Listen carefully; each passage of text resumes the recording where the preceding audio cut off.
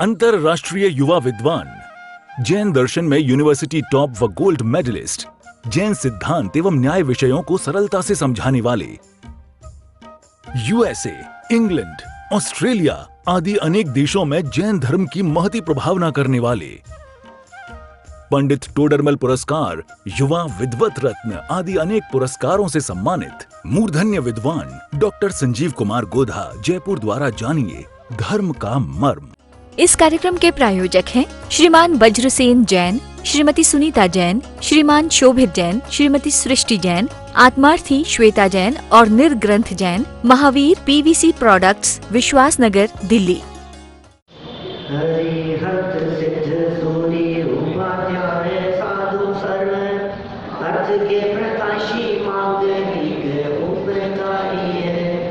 तिनको स्वरूप जाने राग से भई जो भक्ति, खाए को नवाई स्तुति को जारी है।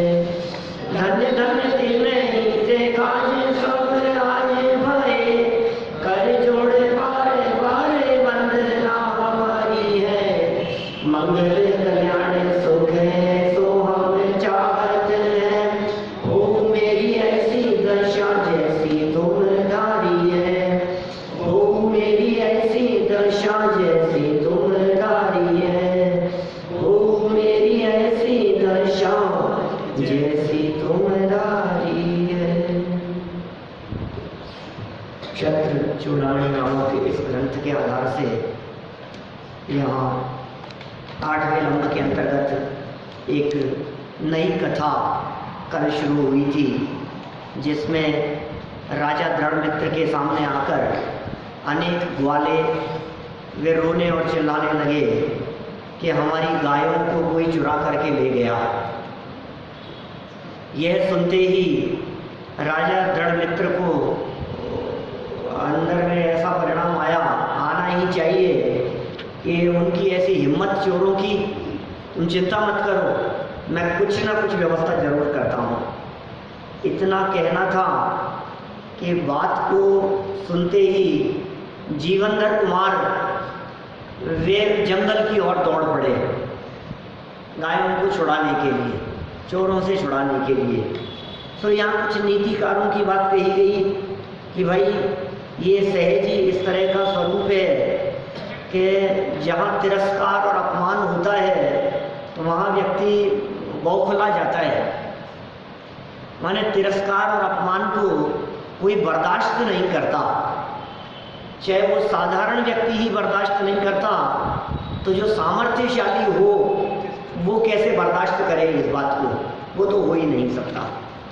देखिए फिर चोर कोई और नहीं, जीवनधर कुमार के मित्र ही थे। यहाँ से बात को आगे बढ़ाते हैं। ऐसा कैसे हो गया? आगे पढ़ेंगे तो पता लगेगा कहानी क्या है। दस्य गोपी गवां तत्र मित्रान्वेया भवन विभो, वेदोगवेशिभिर्भाग्ये रत्नं चापि लभ्यते। वहाँ गायों को पकड़वाने चोर भी जीवनधर कुमार के मित्र ही थे। गायों को पकड़ने वाले चोर भी जीवनधर कुमार के मित्र ही थे। निश्चय से सद्भाग्य का उदय होने पर लकड़ी ढूंढने वालों को भी रत्न मिल जाता है। ये क्या, कहाँ से नीतियाँ लेकर के आते हैं। सच में जिसका भाग्योदय होना हो वो काम करना चाहे इतना सा और मिल जाता है इतना, ऐसा हो जाता है। अपन ने कल्पना भी न की हो ऐसा कार्य सहज ही हो जाता है। अरे तो भाग्य की बात है। मैंने बताया था ना एक बार आपको, मेरे कुछ शेयर्स पड़े थे पुराने, 1000-2000 उनकी कीमत थी और वो तो डूब ही गए थे, कोई मतलब ही नहीं था उनसे। तो 1995 के रखे हुए थे सब, और अचानक ही ऐसा हुआ कि कोई मिले मेरे को और बतलाया ऐसा, और फिर देखा उनकी कीमत वगैरह और सब कुछ, तो 1,68,000 रुपये मिले। उसके हाँ नहीं आ भी गया, पैसा भी आ गया था, साल 2 साल पुरानी घटना है। उम्मीद भी नहीं थी उतनी। उम्मीद भी, वही तो मैं कह रहा हूँ, रंच मात्र भी उम्मीद नहीं, कल्पना भी नहीं, उसका कोई विचार विकल्प भी नहीं, तो सोचा भी नहीं था कि ऐसा कुछ हो सकता है, ये ऐसा हो जाता है ऐसे ही। तो ये कह रहे हैं यहाँ पर कि भाई देखो, वो तो गए थे चोरों से लड़ने के लिए, गायें चुराने के लिए, और क्या हुआ, वो चोर नहीं निकले, वो इन्हीं के मित्र निकले। अब बात क्या है वो तो सामने आएगी, अभी देखें जरा क्या होने वाला है आगे।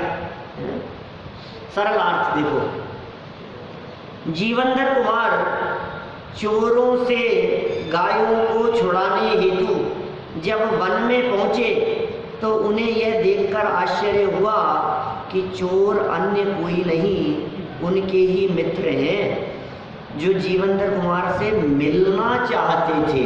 लोग ऐसे तो मिलना बहुत कठिन है, तो क्या करें, वो मिलना चाहते थे। चोरी तो एक बहाना मात्र था, वास्तव में पुण्योदय होने पर लकड़हारे को भी रत्नों की प्राप्ति होती है, ये तो नीतिकार कह रहे हैं। एक लकड़हारा ऐसी कहानी भी आती है, आपको पता है ना,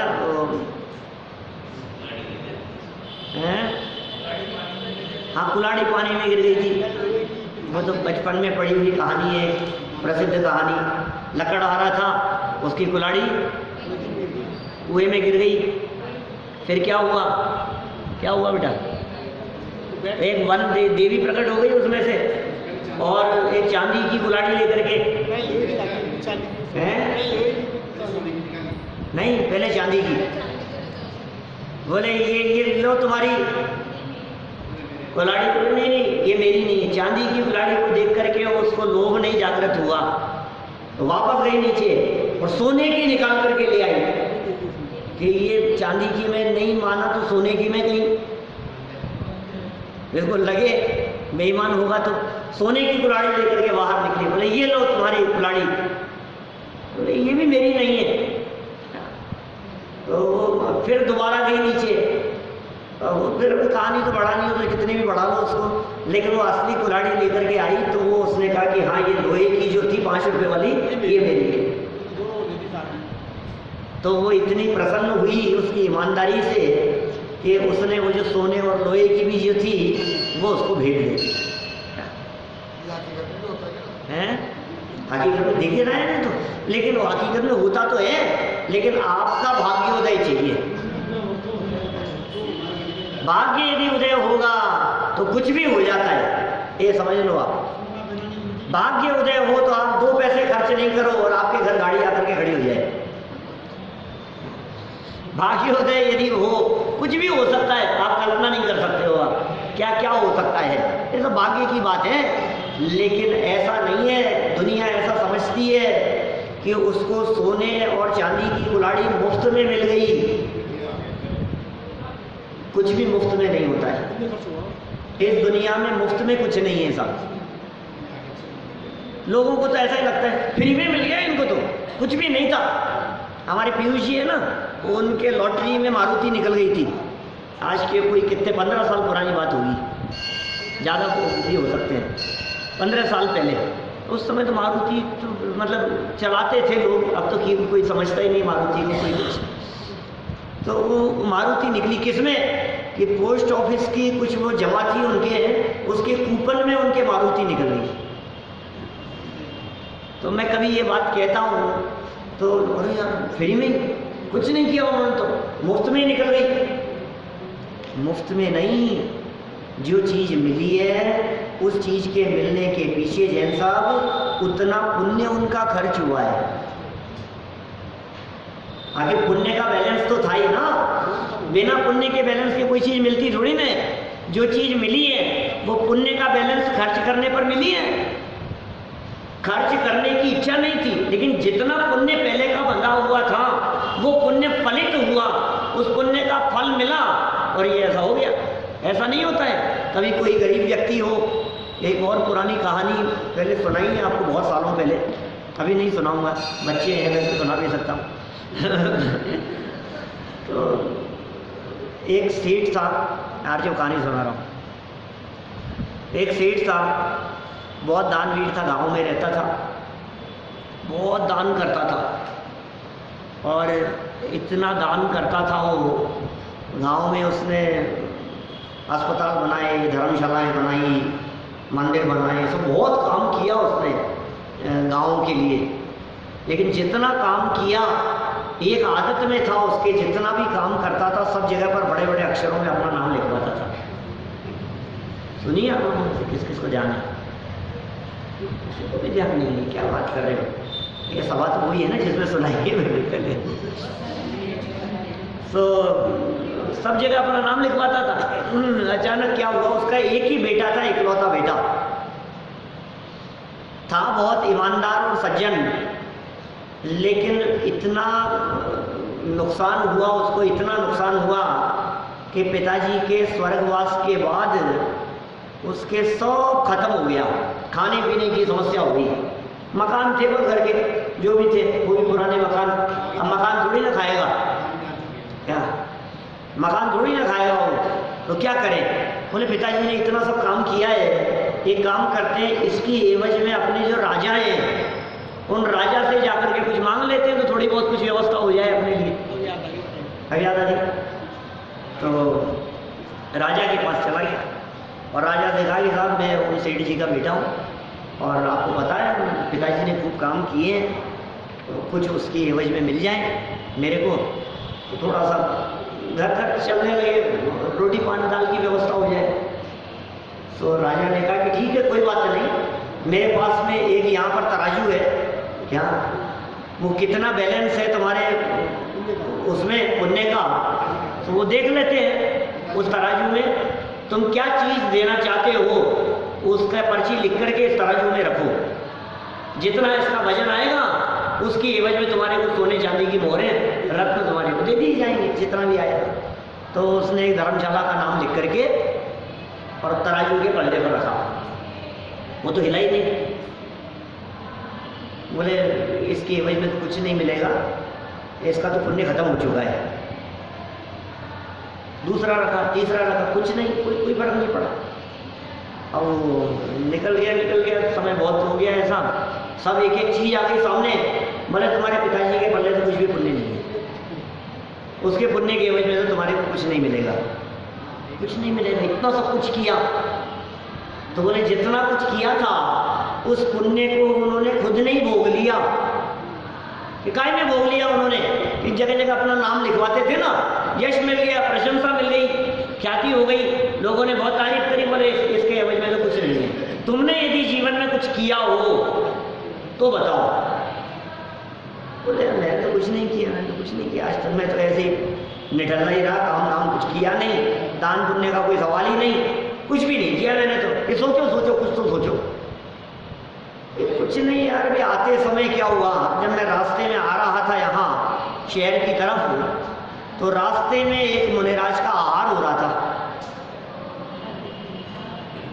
मुनिराज का आहार हो रहा था और मैं भी आहार देखने के लिए खड़ा हो गया वहाँ। तो वहाँ जो लोग थे उन्होंने थोड़ा सा आग्रह किया, तो कपड़े बदल करके मैंने भी आहार दे दिया। मेरा तो कुछ था नहीं, क्या मैंने तो कुछ किया नहीं, उन्हीं का बनाया हुआ, उन्हीं का था सब कुछ, मैंने भी दे दिया। और फिर क्या हुआ कि उन लोगों ने आग्रह किया तो उन्हीं लोगों के यहाँ भोजन भी कर आया। मैंने आज तक कोई धर्म ध्यान किया नहीं, मैं तो कोई मंदिर भी नहीं गया, मैंने कुछ नहीं किया आज तक। ये एक ऐसी घटना घट गई। तो बोले कोई बात नहीं, जितना जो तुमने किया है एक कागज पर लिख करके इसको डाल दो, देखते हैं कुछ थोड़ा बहुत कुछ होगा तुम्हारे पल्ले तो ठीक है। तो उसने पर्ची पर लिख करके वो रखा, तो तराजू का पलड़ा धड़ाम से नीचे आ गया। क्या बोले हमारे खजाने पूरे खुले हैं, तुम चाहो जितना ले जाओ, तुम्हारे पल्ले तो इतना पुण्य बंधा है, तुमने क्या सोचा, कुछ नहीं है तुम्हारे पल्ले में, तुम्हारे पिताजी के पल्ले नहीं था कुछ भी पुण्य, क्या उन्होंने भोग लिया सब। लेकिन तुमने जो ये काम किया, तुमने जो अनुमोदना की, तुमने जो आहार दान दिया, तुम्हारे जो इतना उत्कृष्ट जाति का पुण्य बंधा, इसके लिए हमारे सारे खजाने खोल दिए, जितना चाहो उतना ले जाओ, कभी पड़ने पर हमारे पास में है ही नहीं इतनी संपत्ति जितनी हम तुम्हारे को दे सके। उसका भी दिमाग फिर गया। उसने कहा यार जब मेरे ही पल्ले इतना पुण्य है, मैं काहे को राजा से मांगू, महाराज मुझे कुछ नहीं चाहिए। वो उठ करके वापस चला आया अपने घर पे। नहीं चाहिए, क्या क्या लूँ मैं, तो काय का एहसान, जब मैं ही पुण्यशाली हूँ, मेरे पास ही इतना पुण्य है, तो राजा का एहसान क्यों लेना। और वो लौट करके वापस घर आ गया। और घर जब जैसे ही सीढ़ियाँ चढ़ी उसने, तो देखा एक दीवार टूटी थी घर की। दीवार क्या टूटी थी भाई साहब, दीवार के पीछे सेठ जी ने सोने की दीवार खड़ी कर रखी थी।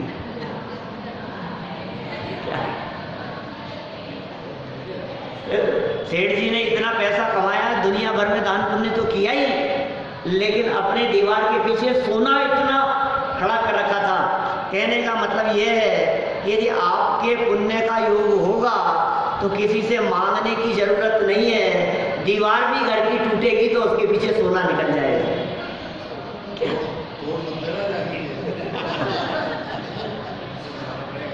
तोड़ लोगे तो नुकसान और हो जाएगा, और कुछ नहीं हुआ यदि भाग्य में नहीं हुआ तो। कुल मिलाकर के बात यह है कि अपने अपने पुण्य के उदय से सारे जगत में इस जीव की व्यवस्थाएं होती है। उसके लिए स्वयं का ही पुण्य चाहिए, किसी दूसरे के पुण्य के उदय से काम नहीं होता। कोई ये सोचे कि पिताजी के पुण्य का मुझे मिल गया, कोई ये सोचे उनके पाप का फल मुझे भुगतना पड़ रहा है, इस दुनिया में ऐसा नहीं होता है। अपने अपने पुण्य और पाप का फल सबको मिलता है। यहाँ व्यक्तिगत चीज है, सबके खाते अलग अलग हैं, सबके अकाउंट्स अलग अलग हैं, किसी का किसी से कुछ लेना देना नहीं है। सबका इंडिविजुअल अकाउंट होता है, इनकम टैक्स की फाइलों जैसा।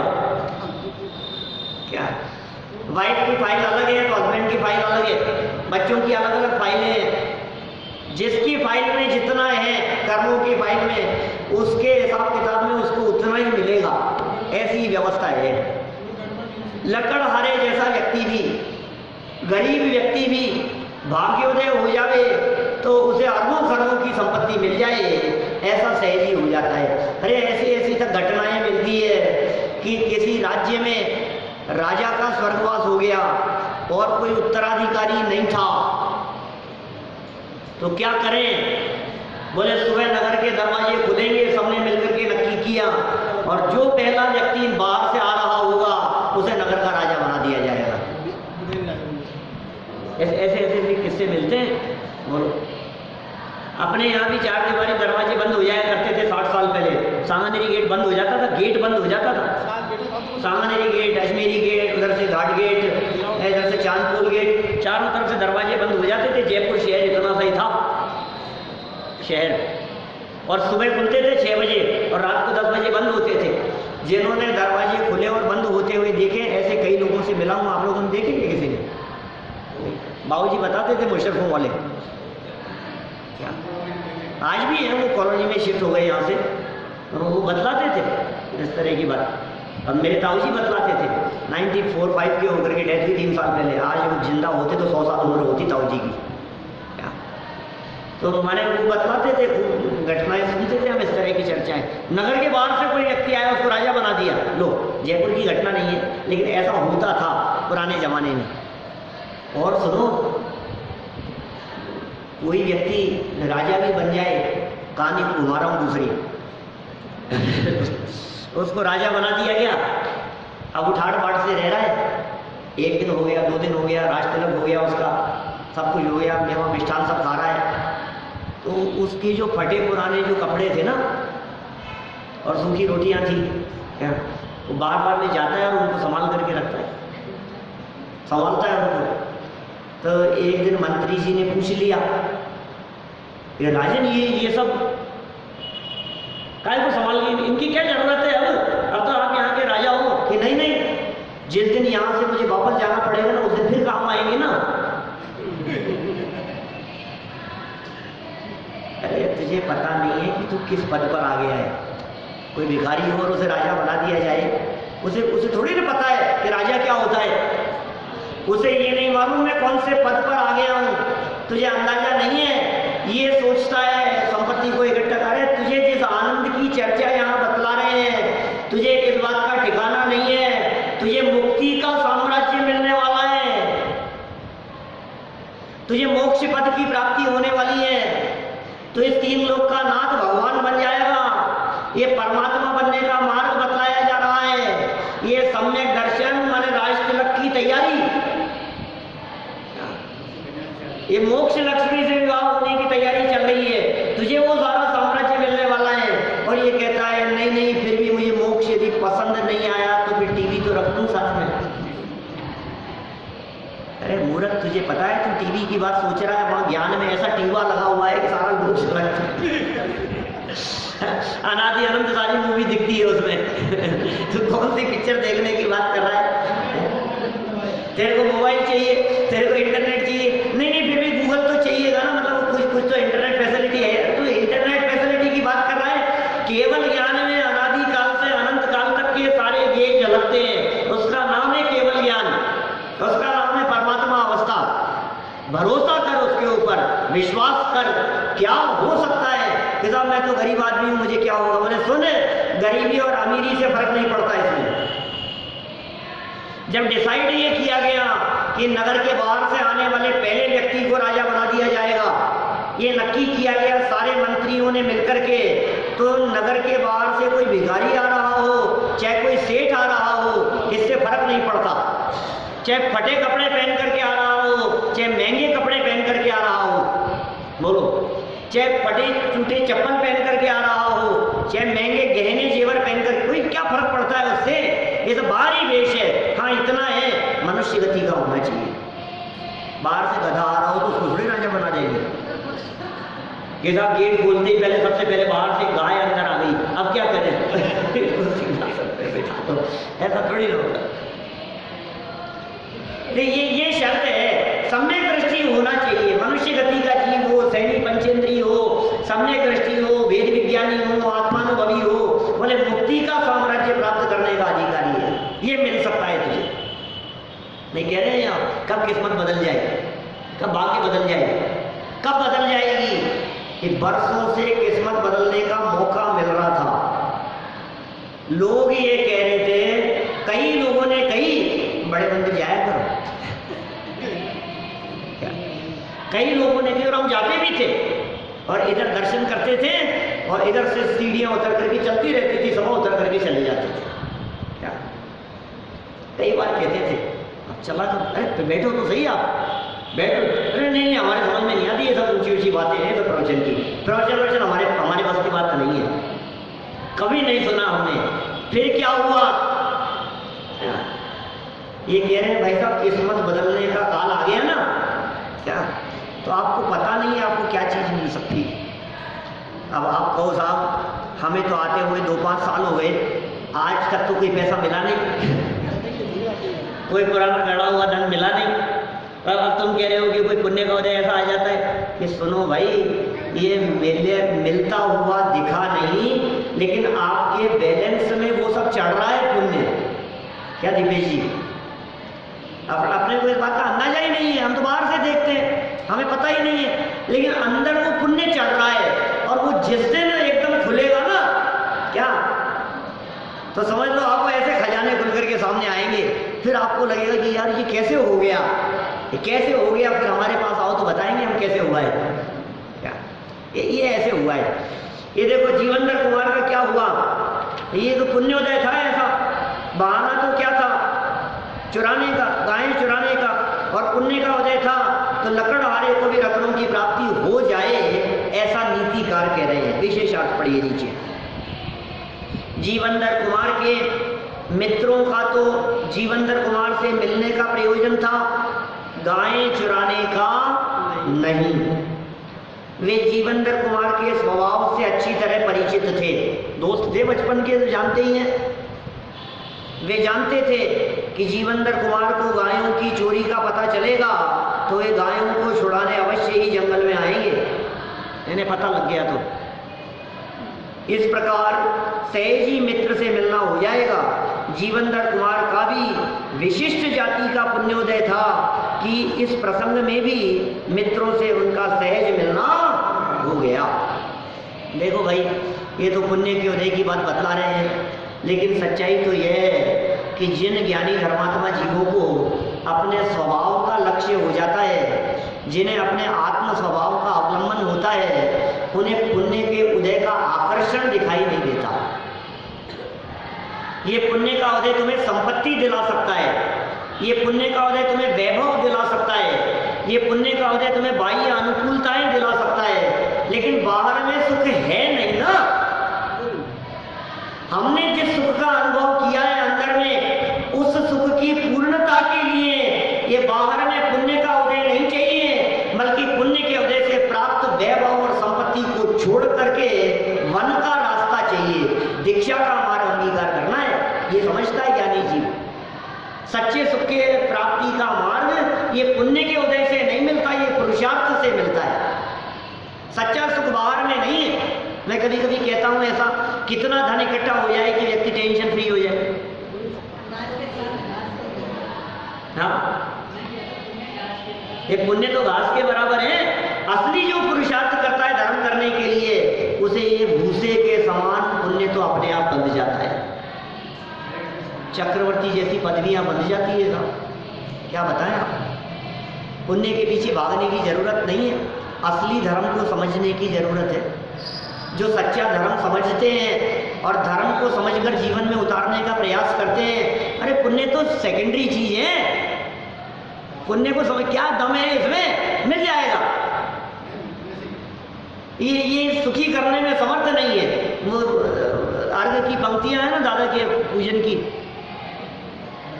बहुमूल्य जगत का वैभव यह, क्या हमको सुखी बना सकता। आगे, अरे पूर्णता पाने में क्या इसकी है आवश्यकता। बोलो, कभी किए पूजन? मुझे कभी ऐसा भी लगता है कि कौन सा विधान चल रहा है, विधान बोले कारण। ये पूरा होने के बाद कभी भी ये पूजाएं भी रोजाना की जाए। माने एक बार ऐसा भी कुछ चलाया जाए कि 3-3 दिन करें एक एक पूजा को, जिससे वो शब्द जो है ना, जिन्होंने की नहीं है कभी पूजन, जैन साहब जैसे, तो उनको ये इन पूजनों के शब्द थोड़े से कभी, या वीक में एक दिन, महीने भर तक ऐसा करो, वीक में एक दिन ये वाली पूजन करेंगे। 7 पूजनें ले लो जो प्रमुख पूजाएं हैं, मंडे से लेकर के और संडे तक 7 दिन तक अलग अलग ये पूजाएं करी। ऐसा 1 महीने चलाओ, फिर भले जो भी करना हो उसको करो, लेकिन ये कम से कम 5-7-10 बार ये पूजा करो, तो आपको इन पूजाओं के भाव, इन पूजाओं की पंक्तियां और इनका रहस्य वो ख्याल में आएगा। बहुत मर्म भरा हुआ है। अभी तो क्या होता है, वो विधान चलता है ना, वो पंक्तियां याद नहीं होती, वो तो करके निकल गए अपन तो आगे, फिर 5-7-10 साल में कभी वो लाइन दोबारा पढ़ेंगे, तो फिर वो शब्द जो दिमाग में गूंजने चाहिए वो नहीं हो पाता। क्या दीपेश जी, बहुत गजब की पूजाएं हैं, एक एक लाइन इतनी गजब की है। पूजा तो पूजा है, उसमें क्या है, किसी की भी लिखी हुई हो। आज जो भी हम पूजाएं करते हैं हमारी पूजन की किताबों में, चाहे पूजा पाठ संग्रह हो, चाहे पूजन प्रदीप हो, चाहे जो भी किताब है, उसमें जो भी हम करते हैं नित्य नियम पूजन संग्रह है, तो वो पूजाएं 50 साल पहले लिखी है किसी ने 70 साल पहले लिखी है, किसी ने 80 साल पहले लिखी है। और क्या है, इससे ज़्यादा कहाँ मिलती है? दयानंद राय जी की मिलती है, बुधरलाल जी की मिलती है पूजन, वृंदावन दास जी की मिलती है पुरानी पूजाओं में। तो बदल बदल करके करो, आनंद आएगा। लाइन क्या बोली मैंने, बहुमूल्य जगत का वैभव ये, क्या हमको सुखी बना सकता। प्रश्न चिन्ह खड़ा कर दिया पहली लाइन पर। सारे जगत का बहुमूल्य वैभव, निर्णय करना, विचार करना, क्या ये हमको सुखी बना सकता है क्या? जिनके पास ज्यादा धन इकट्ठा होगा, क्या वे ज्यादा सुखी हो जाएंगे? जिनके पास में ज्यादा संपत्ति होगी, क्या वे ज्यादा सुखी हो जाएंगे? क्या सुख का मापदंड धन से हुआ करता है? ऐसा नहीं है, इस गलत फहमी में मत रहना। सुख का संबंध धन से नहीं है, सुख का संबंध अंतर से है, सुख का संबंध ज्ञान से है। एक बात के ध्यान रखना है कि हमेशा ज्यों ज्यों ज्ञान बढ़ता है त्यों त्यों सुख बढ़ता है। ख्याल में आ रही है बात? साध्य ज्ञान जैसे जैसे बढ़ता जाएगा ना, वैसे वैसे सुख बढ़ता जाएगा। ये फॉर्मूला है, लौकिक ज्ञान भी जैसे जैसे बढ़ता है वैसे आनंद आता जाता है।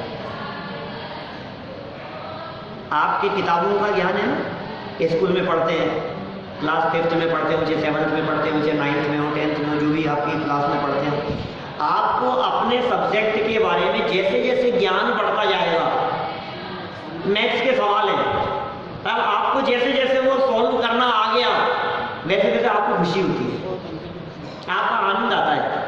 आपको कोई क्वेश्चन दिया गया, वो क्वेश्चन सॉल्व करने में आपको 5 मिनट लगे क्या, और आपके क्लास वाले सब बैठे हुए हैं, सबको 5 मिनट लग रहे हैं करने में, और आपने क्वेश्चन सुना और ऐसे जवाब बता दिया, तो देखो आप कैसे उछलते हो। समझ में आ रही है बात?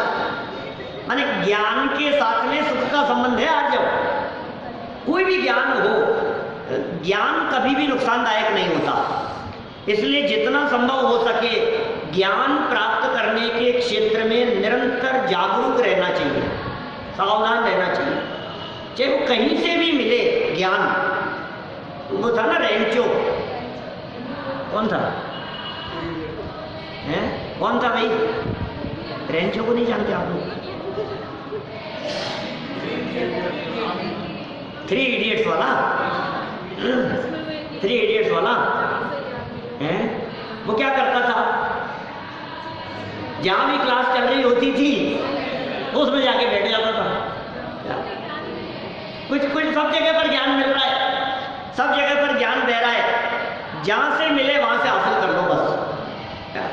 फिर क्या हुआ? लास्ट में क्या बताया? क्या नाम था उसका? फुनसुक वांगडू है, 400 पेटेंट थे उसके नाम। बोलो ऐसा ऐसा साइंटिस्ट। और वो देखने वाले देखे, मास्टर जी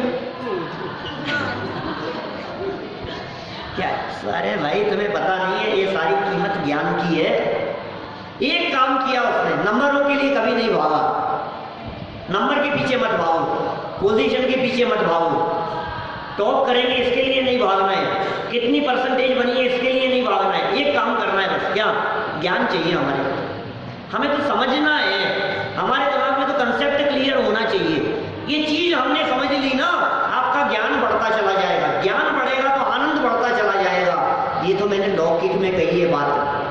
अब यदि ये पारलौकिक ज्ञान और आनंद की बात करो तब तो आप कल्पना नहीं कर सकते हो। सुख पावे संतोषी प्राणी, जैसे भेद विज्ञान होता है ना, इसमें सुख नहीं है, इसमें आनंद नहीं है, तो फिर जो आनंद आता है ना अंदर का, वो आनंद कुछ अद्भुत है। वो वही आनंद है जिसकी मैंने कल बात कही थी, वही भगवान महावीर वाला है, वही भगवान वाला वो आनंद। कैसी बात कर रहे हो आप? वो आनंद मिलता है, ये बात ही भी गजब की है। तो चलो देखो क्या कह रहे हैं अपन, कहाँ तक पहुँच गए? यहाँ मित्र मिल गए, सहज ही ऐसा आनंद आ गया। दोस्त मिलते तो आनंद तो आता ही है ना। ये आनंद भी आपके ज्ञान का है, राग मिश्रित ज्ञान का आनंद है। क्या चिट्ठी आती है, कैसे खुश हो गया बताओ? तो क्या हुआ? थोड़ा सा ज्ञान हुआ ना, वापस पता लगा ना, खुश हो जाता है व्यक्ति। या आपके फील्ड में भैया, आपको यदि नॉलेज है अपने फील्ड की, आपको यदि नॉलेज है ज्वेलरी की, आपको यदि नॉलेज है कपड़े की, क्या आपको जो फर्नीचर की नॉलेज है, आपको ज़मीनों की नॉलेज है, तो फिर आप देखो उसका बेनिफिट मिलता है, आनंद मिलता है। किसी भी फील्ड में चले जाओ आप, आपके ज्ञान का लाभ मिलता है। ज्ञान नहीं है तो लाभ नहीं है। जितना ज्ञान होगा, ज्ञान हो और कषाय नहीं हो, कषाय मन हो, तो फिर सोने पे सुहागा जैसा। मित्र मिलन का सहज आनंद। क्या मित्र तो मिलन की तो बात ही कुछ और है, चेहरे खिल जाते हैं साहब। पुराने दोस्त मिल जाए, मान लो 20 साल पहले, 25 साल पहले, कभी 25 साल पहले कॉलेज में साथ में पढ़ते थे, अभी साथ में मिल गए, तो फिर देखो आप कैसे घंटों निकल जाते हैं बातें करने में। कब रात को 12 बज जाते पता ही नहीं लगता है, 12-1 बज जाए, और पुराने हो, दूसरे शहर से आए हो, फिर तो पुरानी बातें, अरे सब। देखें जरा, ये भी कुछ बात करते हैं क्या? मित्र मिलन का आनंद देखें जरा। समोभूत स्वामी मित्रेषु स्नेहश्चान्योन्य वीक्षणात्, एक कोटि गत स्नेहो जड़